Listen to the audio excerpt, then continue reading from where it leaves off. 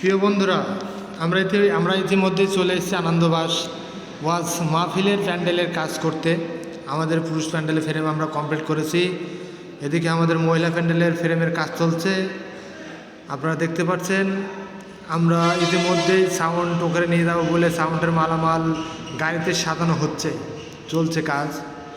আমরা কিছুক্ষণের মধ্যেই আমাদের এই আনন্দবাস প্যান্ডেলের ইয়েতে কাপড় লাগানোর জন্য পৌঁছে গেছি। কাপড় লাগানো কাজ চলছে, কাপড় লাগানো কমপ্লিটের দিকে। অনেক বাঁশ বাঁধাতে, বাঁশগুলো খোলা কাজও চলছে।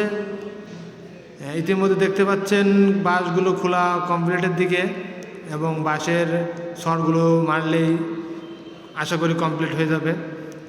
আমরা কাজ করছি গুরুত্বপূর্ণ। দেখুন আমাদের আজকের এই মঞ্চের ডিজাইন, কাপড়ের ডিজাইনগুলো দেখেন। আমরা এরকমভাবেই সুন্দর করে ওয়াজ মাহফিল প্যান্ডেলের কাজ করি। রড লাইটগুলো আমরা খুব সুন্দর করে বেঁধেছি লাইন ধরে 2 টাকার খুঁটিতে। রাত্রে জলের সময় আরও সুন্দর লাগবে, দেখতে পারবেন। আমরা এভাবে ডিজাইনগুলো করেছি। মঞ্চের কাজ এবং মাইক লাইট সব কিছু কমপ্লিট করেছি। এবং ওয়াজ মাহফিলের প্রথম অধিবেশন এখনই শুরু হতে যাচ্ছে, আপনারা দেখতে পাচ্ছেন। আজকের মাহফিলে প্যান্ডেলের রড লাইটগুলো আমরা কি সুন্দর করে বেঁধেছি, সে সুন্দর করে লাইন ধরে, কোনো দিয়ে কোনো ব্যাগাটারা কোনো কিছু না, আমরা সুন্দরভাবে বাঁধার চেষ্টা করছি ইনশাল্লাহ। যেসব কথা আলোচনা হবে ওই আলোচনার প্রেক্ষাপটে আমি আমল করব। সেই ব্যক্তি মারা গেছে এই অবস্থায়, এই নিয়তের কারণে সে কি আসতে পারে, বেহেশতে যাইতে পারে। এই নিয়তের কারণে কি বেহেশতে যাইতে পারে। ইসলাম হচ্ছে ছোট্ট একটা জিনিস, যে মানবে তার জন্য সহজ, যে মানবে তার জন্য কি সহজ, আর যে মানবে না তার জন্য বুঝা, যে মানবে তার জন্য কি বুঝা। আজ একটা সপ্তাহ ধরে এই মাহফিল এলান হইতেছে, তাও মানুষ ঘরের থেকে বাইরে হইতেছে না। হায় রে দুঃখ আমাদের।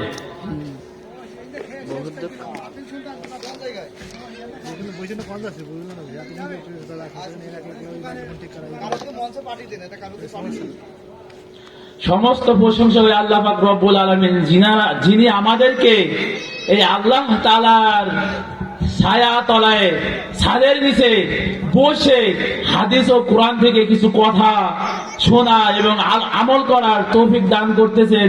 ওই জন্য আল্লাহ তাআলার কাছে আমরা সবাই শুকরিয়া আদায় করি, বলেন আলহামদুলিল্লাহ।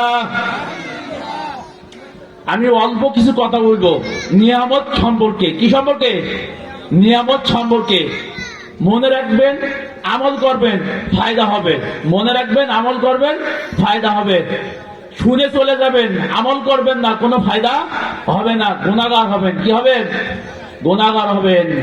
আল্লাহ তাআলা বলতেছেন, যে ব্যক্তি আমার কোরআন পড়তে পারে না তার জন্য এক গুনাহ, যে ব্যক্তি আমার কোরআন পড়তে পারে আমল করে না, কোরআন অনুযায়ী আমল করে না, তার জন্য ডবল গুনাহ। আমরা মাহফিলে গেছি, কিছু কথা শিখবো, শিখার পরে এই কথার পরে যদি আমি আমল না করি, বেশি গুনাহগার হয়ে যাবেন। কি গুনাহগার হয়ে যাবেন? বেশি গুনাহগার হয়ে যাবেন। আমরা এসেছি কিসের জন্য? ঠিক আছে, আপনাদের বলতে পারবেন কিসের জন্য এসেছি? সওয়াব কামানোর জন্য নাই। এই সওয়াব দিয়ে আমরা কি করব?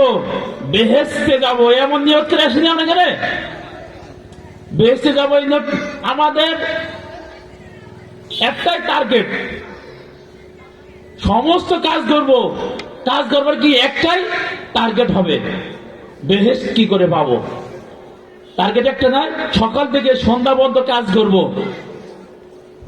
টার্গেট একটা, বেহেশত কি করে পাবো।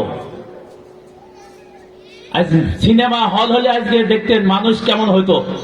আরে সিনেমা, নোকে সিনেমা দেখা লাগে, জীবনে সিনেমা দেখলে নোকে সিনেমা দেখতে মন বলবে না। সারাদিন কি করছেন না করছেন বালিশে মাথা দেবেন, আর মনে করবেন না সারাদিন আমি কি করছি না কি করছি। তাহলে সিনেমা থেকে 3 ঘন্টা থেকে 6 ঘন্টা একটা কাহিনী হয়ে যাবে। আপনার জীবনের কাহিনী কি হবে? 6টা ঘন্টা হয়ে যাবে। বালিশে মাথা দেবেন আর কয়টা সওয়াবের কাজ করেছি, মানুষের কয়টা মানুষের সাহায্য করেছি, কয়টা মানুষের মনে আঘাত দিয়েছি। কোন সিনেমা না খাওয়া হবে না, কোন সিনেমা কি নাই পাত্তা দেবেন আপনার এই চিন্তা ভাবনায়।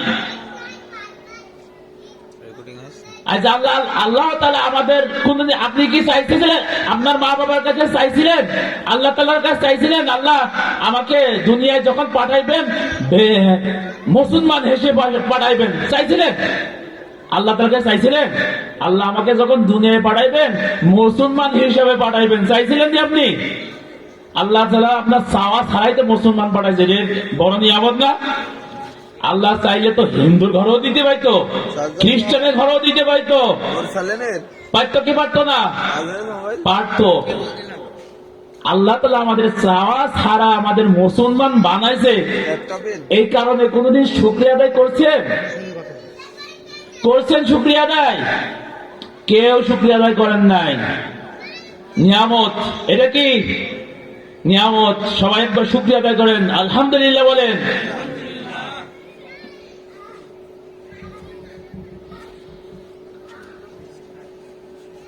আল্লাহ তাআলা আমাদের 5 ওয়াক্ত নামাজ দিয়েছে কয় ওয়াক্ত নামাজ দিয়েছে আরো নামাজ ছিল 50 ওয়াক্ত নামাজ ছিল কয় ওয়াক্ত 50 ওয়াক্ত নামাজ ছিল কমাইতে 5 ওয়াক্ত হয়েছে আল্লাহ দিয়েছে আমাদের নবী আছে হযরত মুহাম্মদ সাল্লাল্লাহু আলাইহি সাল্লাম